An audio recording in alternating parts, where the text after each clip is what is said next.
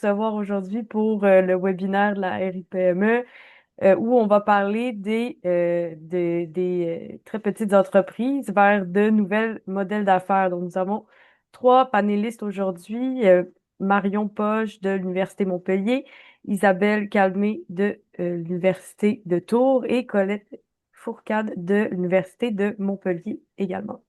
Donc, je vous laisserai sans plus tarder prendre la parole donc à ce niveau. Bien, alors vous nous avez présenté les trois rédactrices invitées, merci. Donc, privilège de l'âge, n'est-ce pas? Je vais commencer et tracer le cadre général de la réflexion qui nous a porté à proposer ce numéro spécial à la RIPME, les TPE vers de nouveaux modèles d'affaires. Alors, la question qui a porté notre réflexion à toutes les trois pour proposer ce numéro spécial, c'est la suivante. Est-ce que les TPE sont simplement des PME de taille réduite ou bien est-ce qu'elles méritent, au-delà justement de l'effet taille dont on parle toujours, d'être distinguées selon leur nature? Et donc la question qui se pose, est-ce qu'on peut en faire un objet d'étude spécifique? Bon, si c'est un objet d'étude, ça veut dire qu'on peut réfléchir à des questions de recherche. Et est-ce que, par exemple, entre autres, on peut envisager de considérer les TPE comme des formes organisationnelles singulières et encore autre chose, porteuses de dynamique entrepreneuriale qui serait originale? Alors, bon, dans l'appel à contribution, d'ailleurs, on a proposé plusieurs dimensions pour réfléchir, pour orienter ce questionnement sans être limitatif, bien sûr. D'abord, la question de nouvelles finalités entrepreneuriales. Et bon, on développera ou on répondra à des questions éventuellement par la suite, hein. Euh, En particulier, est-ce qu'on peut envisager un nouveau rapport, un rapport renouvelé à la performance? C'est une question, entre d'autres, sur les finalités. Par ailleurs, dans les TPE, est-ce qu'on peut essayer de pointer la recherche de solutions entrepreneuriales qui seraient créatives, voire audacieuses, et en particulier dans un contexte qui, pour les TPE, est particulièrement prégnant de rareté des ressources, et donc de recherche de valorisation des ressources, eh bien, chercher des solutions entrepreneuriales qui seraient véritablement créatives, dans l'esprit resourcefulness, j'allais dire, de dépasser les frontières, de renverser les bornes. Bon, le resourcefulness qu'on a traduit, enfin qu'on a valorisé par ingéniosité, même si ça ne rend pas tout à fait, parce que bon, il ne faut pas, je pense, on peut parler de bricolage, mais bricolage, c'est un autre concept qu'il ne faut pas confondre avec le resourcefulness. Une troisième direction de réflexion, ce serait le rapport au numérique, qui est évidemment incontournable en ce moment, enfin, qui est incontournable. Et ce rapport numérique il est ambivalent parce qu'on peut penser que pour des entreprises de très petite dimension, ça peut entraîner une fragilisation des entreprises. Mais d'un autre côté, et justement dans cette perspective d'être créatif et audacieux, ça peut être au contraire une opportunité. Et enfin, comment est-ce qu'on peut pointer le positionnement des TPE dans les économies contemporaines du point de vue macroéconomique en considérant le renouvellement finalement de ces entrepreneurs, de ces figures entrepreneuriales avec les néo-entrepreneurs, les néo-artisans, etc. Et puis d'un point de vue mésoéconomique, une dimension qui apparaît très, très importante, c'est celle de l'interaction avec la dimension territoriale dans les écosystèmes entrepreneuriaux. Une interaction parce que toujours par référence à la rareté des ressources, pour les TPE, le territoire peut être une source de ressources. Mais réciproquement, le territoire peut être une source de ressources, mais réciproquement, pour le territoire, les TPE sont aussi des ressources. Donc voilà, si vous voulez, c'est juste pour tracer le cadre général et aller un peu plus avant et susciter aussi vos questions. Donc ce numéro spécial proposé à la RIPME, une nouvelle approche des TPE en tant que, peut-être, entreprise singulière et en tant que porteuse de nouveaux modèles d'affaires. Voilà. Marion, Merci, donc, merci prenez la Colette. main Voilà, puisque je en vais prendre l'absence le de relais. José, Voilà, à l'absence sonore de José, nous allons nous autogérer. Bon, merci beaucoup Colette. Et puis je voudrais remercier les 25 participants à ce webinaire parce que ça montre quand même qu'il y a un intérêt tout à fait révélé pour les toutes petites de nos entreprises. Alors, Colette vous a dressé le panorama d'ensemble des questions qu'on s'est posées. Et on s'est posé ces questions déjà parce que les TPE nous intéressent, qu'elles représentent quand même plus de 98% de nos entreprises et que on constate sur le terrain, avant la dimension académique, quand même un grand chamboulement, une grande remise en question et de nouvelles populations qui arrivent, de nouveaux questionnements, de nouvelles approches de la petite taille. Et une petite taille assumée qui nous a vraiment amené à pointer les grandes causes, les grandes raisons qui pouvaient être explorées en recherche sur cette petitesse assumée. Donc, Colette a pointé les trois grandes idées qui nous préoccupent en premier lieu. La question de la finalité et même de la raison d'être, le rapport à la performance et la raréfaction des ressources. Tout ça, c'est lié à un monde en transition qui est déjà publié dans la RIPME et dans certains travaux, hein. Ça nous raccroche à tout ça. Mais d'abord, cette question de la finalité et de la raison d'être des TPE, elle se réfère à une période qu'on pourrait qualifier de post-matérialiste où on voit vraiment que les dirigeants aujourd'hui relient leur entreprise à un sens de vie, à une qualité de vie au travail, à une éthique des affaires et qu'ils assument complètement de faire une entreprise qui va rester toute petite parce qu'ils ont envie de rester associés à un projet et à une conception de la vie et du monde par rapport à ce projet. Et donc, il y a une vraie cohérence qui se met en place entre les aspirations personnelles et un alignement vers une activité. Donc, on va avoir des entreprises qui seront, pour certains, qualifiées d'activités de subsistance, mais en tout cas qui seront particulièrement choisies. Mais on va choisir aussi, on va voir apparaître dans ces entreprises, surtout sur toutes celles qui sont autour de l'économie circulaire, par exemple, hein, une vraie recherche de contribution sociétale, jouer un rôle dans la société en mutation que nous vivons. Je suis interpellée par les changements sociétaux, je monte un projet en éco. Troisième changement par rapport à ces raisons d'être, c'est la question de l'ancrage territorial évoqué par Colette pour l'aspect fonctionnement, hein. Mais l'ancrage territorial, il a aussi une importance dans la raison d'être de l'entreprise où on va exister par rapport à un ensemble d'acteurs qui nous entourent et avec qui on veut se réguler pour ne pas changer la forme, l'organisation et le projet entrepreneurial. Donc on a tous ces grands paramètres d'éthique, de valeur, de sens qui viennent rejoindre la colonne vertébrale qui est la raison d'être de l'entreprise. Et puis, Colette a abordé rapidement la question du rapport à la performance. Alors, la question de la performance globale en management, ce n'est pas quelque chose de nouveau. Mais en revanche, on voit apparaître de nouveaux débats, et notamment sur un terme qu'on a peu développé dans l'appel, mais qui est tout à fait ouvert sur ce numéro, c'est la notion de robustesse, où on confronte. Alors, je ne sais pas si dans les autres pays francophones, c'est un terme qui est aujourd'hui diffusé, mais en France, en tout cas, c'est une grande question qui émerge, hein. Performance versus robustesse, avec une reconfiguration de la performance et une interpellation de la notion de toujours plus, toujours de l'optimisation, ou au contraire, arriver à avoir quelque chose de beaucoup plus modéré, mais qui permet de traverser les aléas et les fluctuations de notre société et de notre système économique.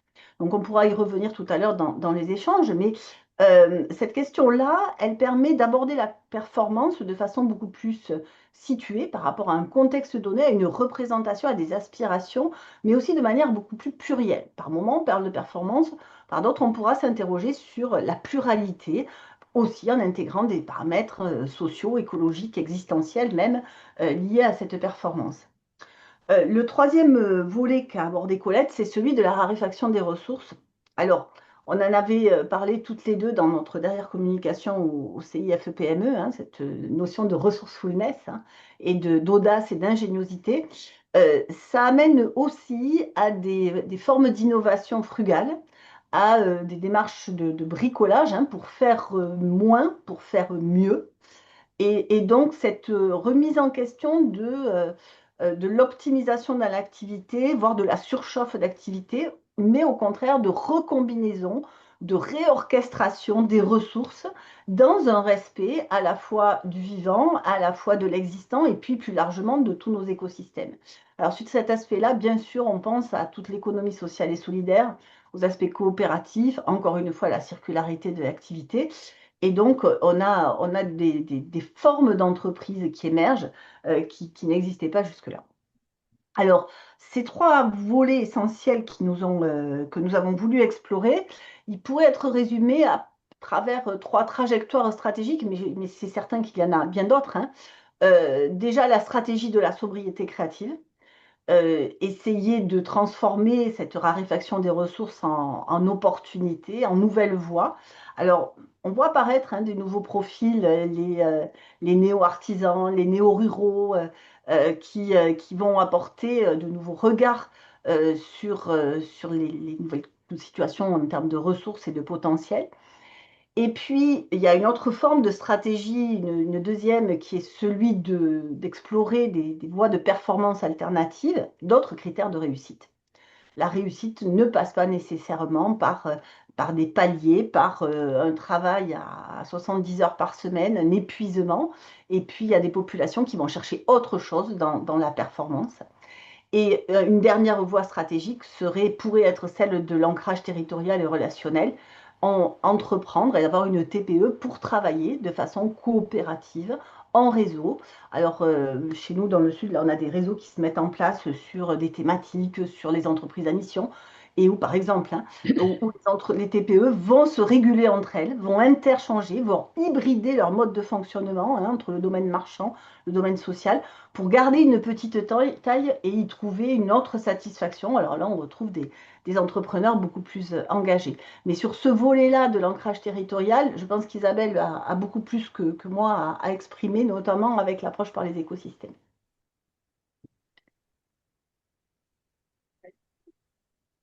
On ne t'entend pas. Ah, ça y est, Ah oui, j'ai oublié de mettre. c'est bon. C'est bon, j'ai mis non, j'ai mis mon micro, je pense. C'est bon. Oui, donc bah, cet aspect de l'ancrage territorial et la relation entre TPE et ancrage territorial. Alors, ce rôle-là des TPE dans le développement économique territorial n'est plus à démontrer. Il y a eu pas mal de travaux là-dessus.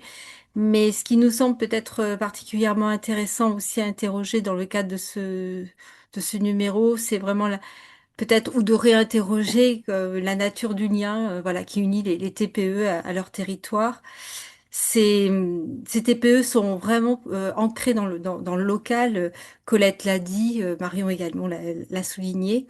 Elles puisent leurs ressources dans ce territoire et ce territoire les façonne, voilà, par leurs pratiques pardon, excusez-moi, et elles façonnent pardon leur territoire par leurs pratiques, leurs actions, leurs choix, etc. de localisation.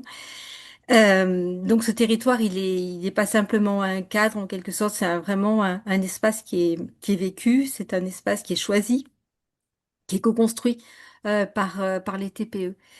Et donc, dans ce contexte, on pourrait interroger la place des TPE dans les écosystèmes territoriaux. Ça nous paraît particulièrement intéressant, d'autant plus que ces entreprises, et on l'a déjà souligné un petit peu, donc j'ai l'impression de répéter un peu les choses, mais sont confrontées à des nouveaux défis. Voilà, on l'a évoqué tout à l'heure, Marion et Colette l'ont évoqué, l'accès à la rareté des ressources, des défis liés au réchauffement climatique, à la succession de crises aussi des crises successives en fait qui se répètent et qui viennent qui soulèvent de nombreux défis pour les TPE notamment. Voilà. Donc cet appel pourrait inviter justement à multiplier les analyses, les études de cas, les regards, voilà, pour mieux comprendre aussi ce qui fonctionne, ce qui fonctionne pas. Quels sont les mécanismes finalement quels mécanismes en gros le territoire devient ou non par quel mécanisme il devient ou non une ressource vraiment pour les TPE. Voilà. Une piste aussi particulière peut-être ce serait aussi le rôle des TPE dans la résilience locale. Les TPE peuvent constituer de véritables laboratoires de résilience territoriale. On l'a un petit peu évoqué aussi, enfin, Marion et Colette l'ont un petit peu évoqué, par leur taille, leur proximité avec les acteurs, leur forme originale aussi d'organisation, de formelle, collaborative ou informelle. Et donc, ce serait intéressant que sur ce point, voilà, on apporte des éclairages. Et ça pourrait aussi nourrir les travaux sur les écosystèmes entrepreneuriaux qui abordent aussi cette notion de résilience, mais plus par le prisme de ces TPE, par leur logique d'action. Donc concrètement, on pourrait en fait, cet appel est ouvert à différents types de travaux finalement, mobilisant des prismes aussi différents, soit à travers les logiques d'action, on l'a évoqué, les logiques d'action des dirigeants des TPE, à travers la manière dont ils mobilisent leurs ressources relationnelles, voilà, enfin, les formes innovantes aussi que peut susciter aussi ces logiques d'action à travers aussi les dynamiques aussi territoriales, entrepreneuriales, on va dire, pardon, des TPE, c'est-à-dire à travers les réseaux, les clusters, les sous-écosystèmes territoriaux qui créent des synergies. Et donc, voilà, qu'est-ce que cela implique aussi, ou ça impacte, comment ça peut impacter aussi ces TPE. Et puis aussi par l'action publique territoriale, parce il y a quand même beaucoup de politiques de soutien qui se développent, que ce soit la création à l'innovation ou la durabilité. Et quels sont les effets réels aussi de ces dispositifs pour les TPE? Comment elles s'en saisissent et quelles tensions, quelles opportunités ça peut susciter. Voilà. Donc, pour conclure, voilà, c'est mieux cerner en fait ces interactions entre ces TPE et le territoire à travers des formes collaboratives variées, innovantes, originales, comprendre leur contribution aussi aux dynamiques locales, de façon justement peut-être à mieux comprendre, avoir une lecture, on va dire, plus territorialisée finalement de la TPE. Voilà, c'est un peu dans ce sens-là.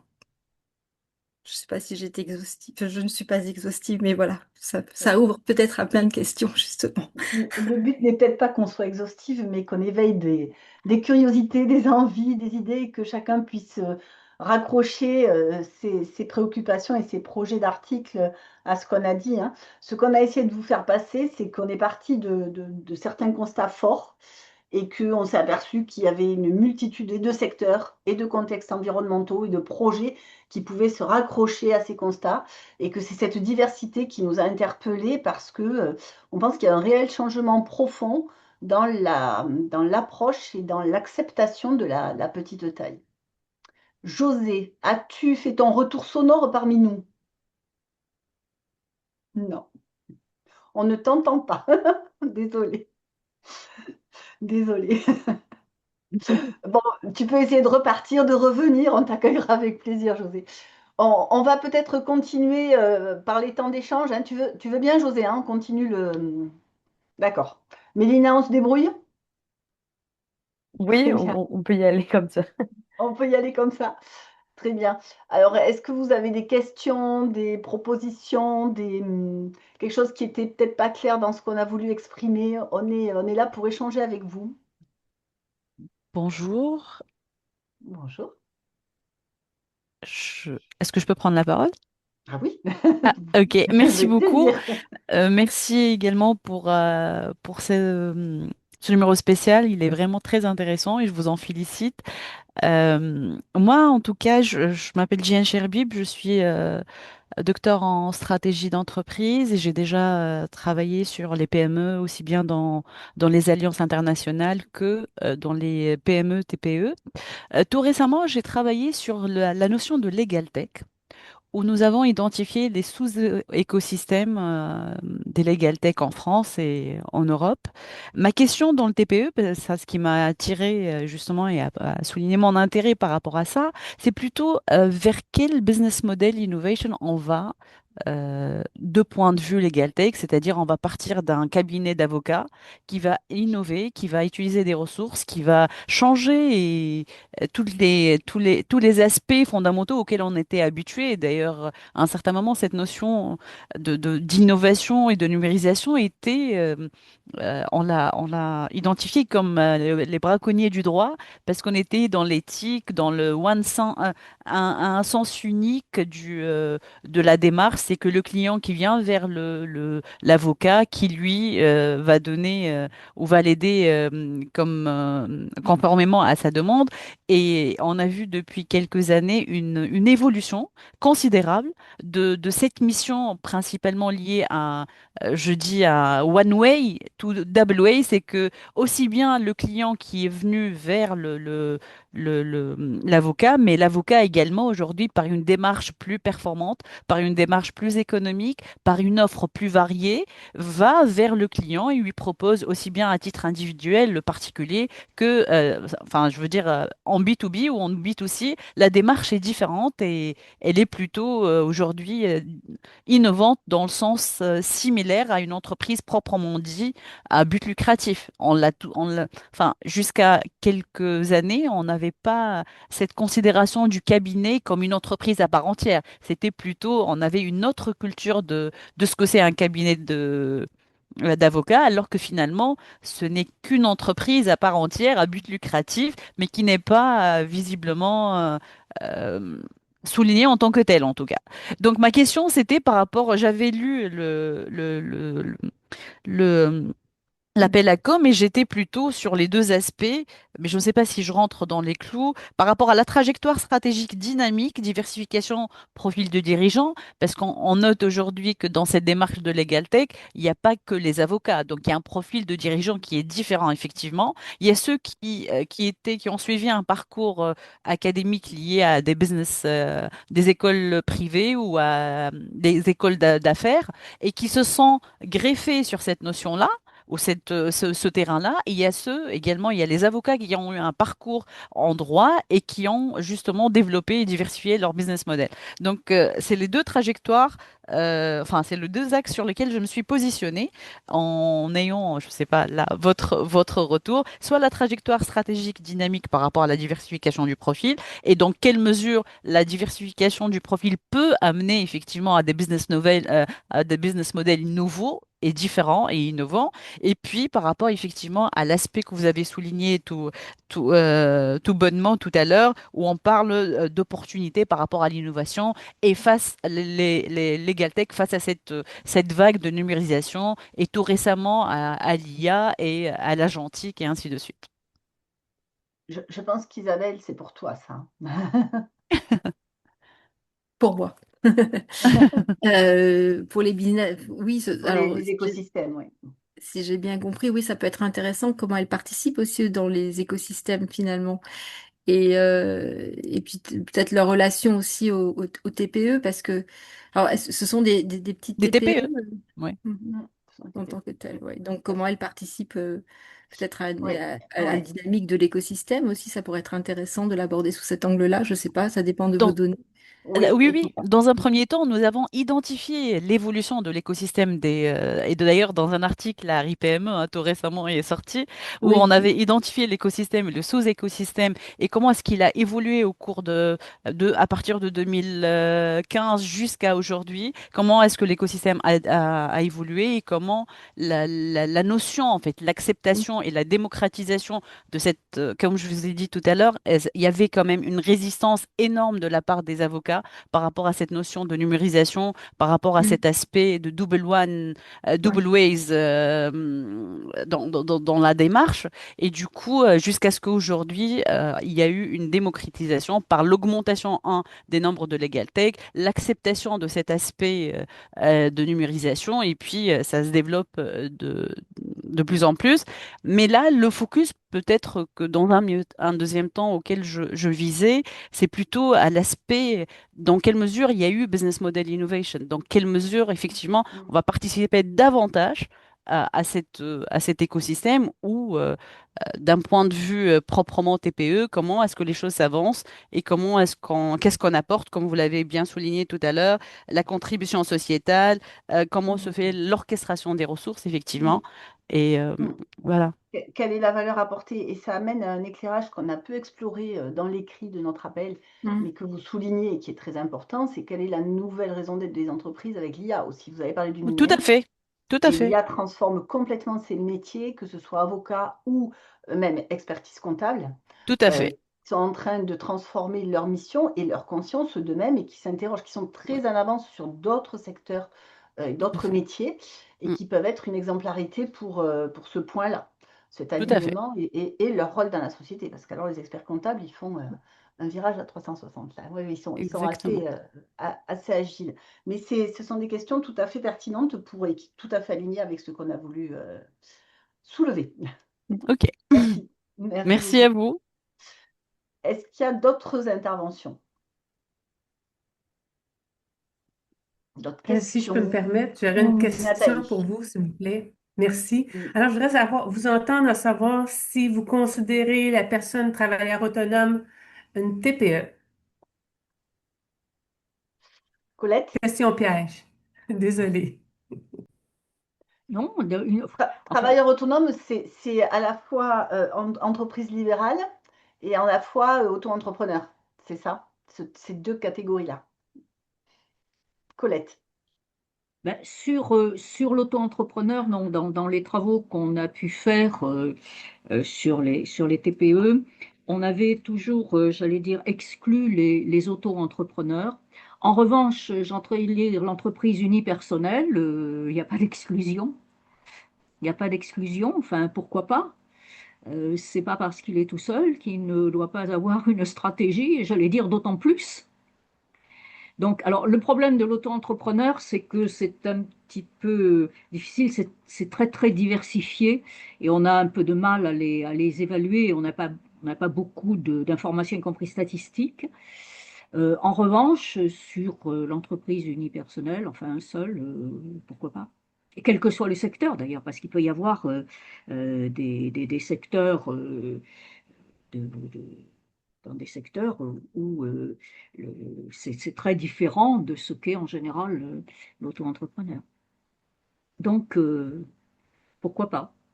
Marion, qu'est-ce que vous en pensez? Alors, moi, je pense qu'effectivement, nous, on n'a pas exploré l'auto-entrepreneur.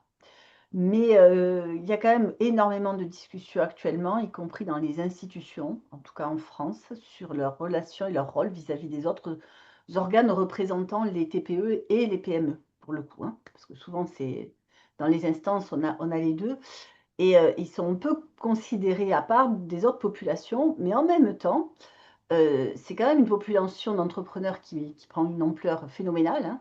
Chez nous, dans les statistiques, on a une augmentation des auto-entrepreneurs alors qu'on a une relative stabilité des autres populations de création d'entreprises. Donc, est-ce qu'on peut s'exonérer de les accueillir parmi les propositions? Je ne le pense pas. Nous, on ne les a pas explorés, mais ça peut être intéressant dans certains secteurs, parce qu'il y a des secteurs qui fonctionnent qu'avec des auto-entrepreneurs aujourd'hui.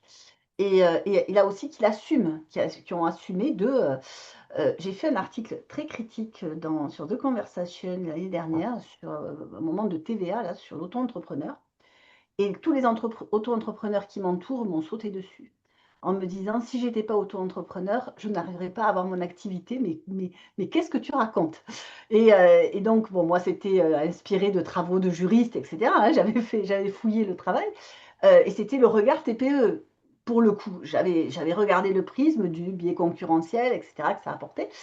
Et c'est vrai que ça m'a fait prendre conscience qu'on ne pouvait pas écarter cette population qui a un réel apport social, et fonctionnel, économique et territorial, et qu'on n'a pas exploré. C'est pas notre sujet, mais ça peut être celui du numéro. Enfin, ça peut être un article dans le numéro. Je crois que Christophe a demandé à lever la main. Oui, j'avais une petite question.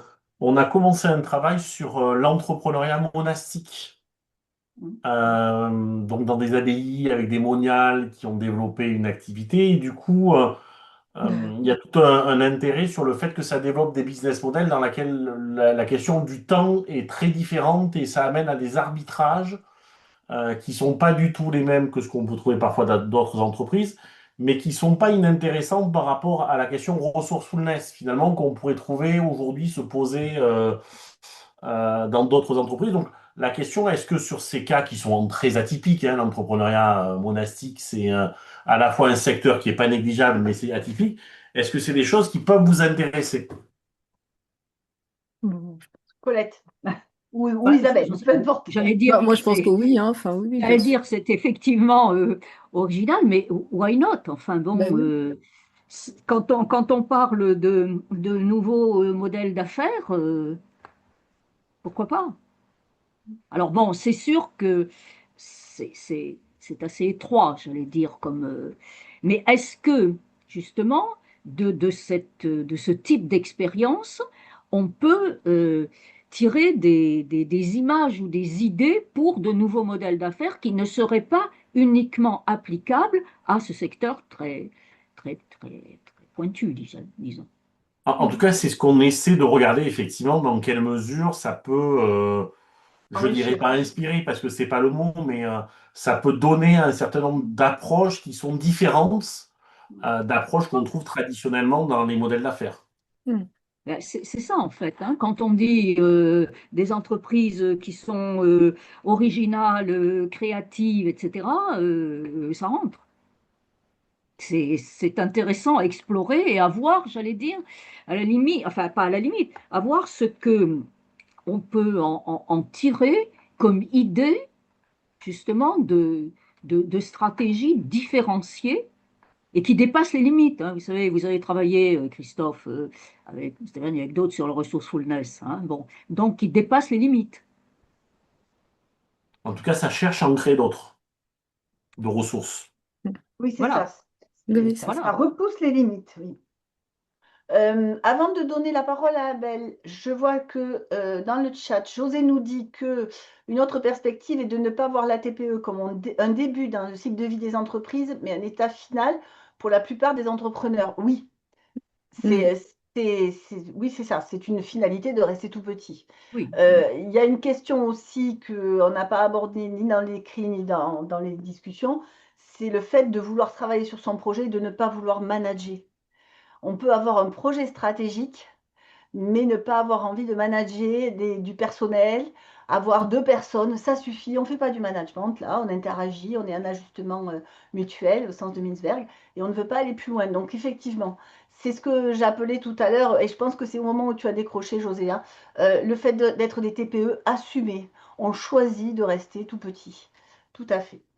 Euh, Nassim qui nous fait aussi une remarque dans le chat, je vous remercie. Actuellement, nous travaillons sur la scalabilité des startups en analysant leur modèle d'affaires. Au même temps, nous essayons de mettre en place un baromètre pour mesurer ça. Est-ce que ça rentre dans ce numéro? Je crois, Isabelle, que c'est un échange qu'on a eu, toi et moi, hier ou ce matin.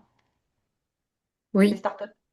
Oui, oui, oui. Ah bah oui, les startups, elles sont peuvent tout à fait être dans cet appel à projet, hein, enfin cet appel à la contribution, hein, bien évidemment. Mm. Et les questions de Totalement. scalabilité, Oui.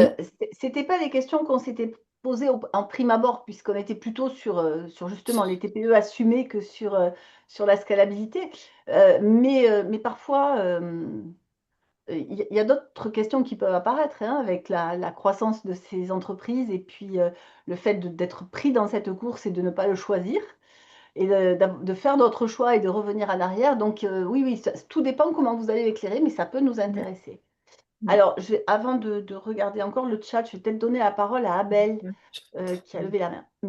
Merci. Oui, je sais pas si vous m'entendez bien. oui, Très oui. bien. Oui, Non, mais il n'y a c'est que José qu'on n'entend pas aujourd'hui, hein. oui. Bonjour à tous et à toutes. Moi, je suis Abel Mentzel, je suis ancien chercheur à Ascensia Business School à Paris et je fais partie d'un centre d'études sur les commerces de proximité. Donc, on travaille beaucoup sur la digitalisation des commerces de proximité, alors boulangerie, les fleuristes, les bouchers, ce type d'activité-là. Et on s'est posé la question de savoir, en fait, dans le contexte actuel où ces types de commerces sont quand même confrontés à des... alors on le voit en l'occurrence avec le contexte actuel, avec la montée, ou en tout cas le carburant qui est de plus en plus cher. Et donc, c'est des facteurs qui viennent entraver un peu la performance de ces commerces-là. Et on voit également émerger sur les réseaux sociaux des nouvelles formes de solidarité finalement autour de ces commerçants de proximité qui ont, euh, avec des ressources limitées, ont parfois du mal à accéder à des dispositifs d'accompagnement institutionnel. Et donc, on essaye de voir un peu ces nouvelles formes de solidarité qui se mettent en place autour de commerçants de proximité qui sont confrontés à des difficultés financières ou Mm. à telle ou telle situation. Comment finalement ces formes de solidarité-là permettent d'avoir une sorte d'alternative à l'accompagnement classique que peut proposer des chambres consulaires ou des chambres de métiers de l'artisanat, des chambres Mm. de commerce et d'industrie, etc. Alors, on ne sait pas si ça... Moi, je trouve que ça rentre avec une dimension un peu écosystème entrepreneurial parce que moi, j'ai fait ma thèse sur l'écosystème entrepreneurial et c'est vrai que ces formes d'interaction, de solidarité, ne sont pas suffisamment documentées dans la littérature sur les écosystèmes et que ce sont des formes d'entreprise aussi qui sont très peu mises en avant dans cette littérature-là sur les écosystèmes. Et donc, est-ce que ça rentre dans le cadre de ce numéro spécial d'explorer ces formes d'entraide et de solidarité qui se mettent en place, soit via des réseaux personnels de famille de ces entrepreneurs, ou via ou en utilisant finalement le numérique comme un levier d'accélération de ces formes de Mm. solidarité? Est-ce que ça rentre en fait dans le cadre de ce numéro spécial? Et Bah, moi, je finalement, pense que oui, oui, oui, tout à fait. oui, Enfin, je prends la parole. Absolument, parce que ça peut être des formes justement collaboratives informelles qui viennent ici. C'est l'immatériel qui est dans cet écosystème et qui permet au TPE de se développer. Donc oui, moi je pense que ça peut être très intéressant. Je sais pas oui, si- enfin, j'appuie tout à fait ce que vient de dire Isabelle, parce qu'en fait, c'est des formes de coopération et on peut parfaitement le concevoir comme justement des stratégies alternatives, des Mm. stratégies originales face à eh ben, des difficultés, etc. Donc, moi, je pense que c'est au contraire très intéressant, cette forme de solidarité qui est en fait une stratégie, hein. Mm. On peut l'analyser de cette façon-là, de l'approcher de cette façon-là. En plus, ça peut s'observer avec des méthodologies enracinées, ça, hein. Mm. On va Tout à explorer fait. au plus profond ce qui se passe sur un quartier, sur une zone d'activité, sur une petite ville. Et il y avait eu pas mal d'initiatives intéressantes en période Covid, de solidarité, de commerçants en proximité, comme ça. Et ça s'est oublié. Je trouve qu'en 6 ans, beaucoup de choses ont été gommées alors qu'il y avait des initiatives vraiment originales, même de marketplace de quartier. Enfin, il y avait vraiment des choses, des solidarités atypiques qui avaient émergé. Et l'individualisme a vite repris le dessus dans certains cas. Mais bien sûr, c'est un sujet pertinent. Oui. Merci. On a encore des questions dans le chat. Nathalie, encore. Nathalie, mais vous êtes là. J'ai une recherche rapide sur Google Scholar afin de trouver votre article critique. Alors, j'ai perdu Nathalie, ça remonte à. Hop. Et désolé, je ne le trouve pas. Vous parlez de notre article dans ISBG sur la non-croissance? D'accord. Il y est, mais on peut vous l'envoyer, hein, il n'y a pas de souci. Alors, il est critique et pas critique. C'est pas la décroissance, hein. La non-croissance n'est pas la décroissance. C'est le fait d'assumer de rester petit, mais ça peut être pour innover, ça peut être pour augmenter sa valeur. C'est faire moins pour faire mieux. C'est vraiment cet esprit-là. Voilà. C'est vrai qu'on est parti de cette réflexion au départ, mais il y en a d'autres qui sont venus se greffer derrière. Alors, José, pouvez-vous indiquer le nombre maximum d'employés que vous considérez pour accueillir une TPE, sachant que cela n'est pas le seul indicateur possible? Colette, Normalement, c'est dans les définitions, c'est moins de 20. Nous, on a beaucoup travaillé sur l'artisanat où c'est moins de 10. Il faut dire que ça dépend aussi de secteur d'activité, hein, parce qu'on peut très bien avoir une TPE hautement performante avec quatre ingénieurs, par exemple, ou quatre, etc. Donc, mais la définition des TPE, ou des micro-entreprises, puisque c'est un terme qui semble être davantage utilisé au niveau international, c'est moins de 20. Après, ça dépend des secteurs. ouais, voire moins de Ça 10, dépend des Colette, hein. secteurs et ça dépend des pays et des économies. Parce que 20 personnes dans un pays où la main-d'œuvre n'est pas chère, enfin pour parler de façon triviale, ça n'est pas du tout le même type d'entreprise que 20 personnes dans une économie très avancée. Voilà. Isabelle, tu veux compléter? Euh, Pour moi, on est plutôt à 10 hein, sur la TPE, hein. Mais de toute façon, Oui, bah, ce sont... Oui, on est plutôt à 10 au niveau européen. Au Québec, vous êtes à combien sur les TPE?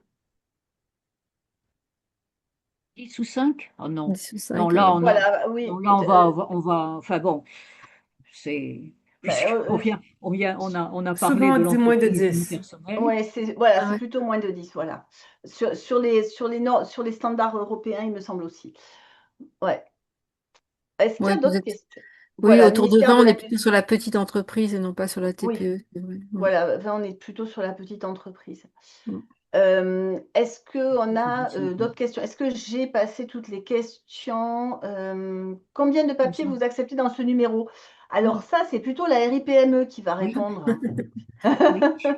Nous, on accepterait plein de papiers, mais je ne suis pas certaine que la revue ait cette possibilité. Peut-être José dans le chat, 5 à 10, entre 5 et 10, pardon. Voilà, Ouais, voilà une réponse un c'est peu ça. souple quand même, hein, entre 5 et 10. Donc soyez nombreux à proposer des papiers. Est-ce qu'il y a d'autres questions? Il me semblait qu'il y Pas d'autres avait, questions, pas d'autres... dans le chat, il me semblait qu'il y On a avait. été clair et limpide. En tout cas, on est à votre disposition jusque aux dates limites de dépôt. N'hésitez pas à venir vers nous par mail, hein. Vous nous trouvez, je pense, par le biais de la IREPME, sur les réseaux LinkedIn. Enfin, il n'y a aucun souci. Posez-nous toutes les questions qui pourraient vous bloquer dans la soumission de vos articles. Et on sera ravis de voir l'originalité qu'on a pu constater déjà aujourd'hui, hein, parce que vos questions montrent on avait oublié des tas d'aspects qui sont très intéressants et très riches. Merci beaucoup, Euh, merci pour votre présence. José, on ne peut pas te dire de rajouter un mot parce que j'ai lu que tu étais ravi de nous accueillir dans la RIPME, mais tu ne peux pas dire plus, désolé. On aurait bien il aimé. Peut-être je restait vais laisser la quelques parole à questions. Mélina. Oui, c'est ça, il restait Oui. quelques questions non Ah, répondues pardon. avant de vous laisser. Il y avait la question de Yann Lapdal dans le chat Je l'ai pas qui eu. disait: Bonjour, je suis doctorant en sciences de gestion et je termine une recherche intervention au sein d'un TPE. Est-ce que ma démarche entre dans la thématique du numéro spécial? Bien sûr. Oui, bien sûr. Recherche, intervention, recherche action, recherche Oui, oui. enracinée. Toutes les méthodologies sont les bienvenues. Mm. Puis, je ne sais pas si Abel a toujours sa main levée. Peut-être qu'il a oublié de baisser la C'est main. ça, je ne sais pas si c'est juste un oubli, sinon. Oui, c'est juste un oubli. Désolé. Ah, ok. On a fait le tour, je crois. Merci Oui. beaucoup. Mélina, vous voulez conclure pour la RIPME? Mélina, oui. Et merci à tous.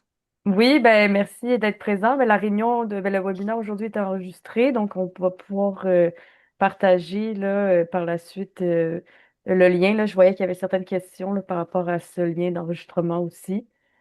Puis au plaisir de rester en contact et bon numéros spéciaux à vous.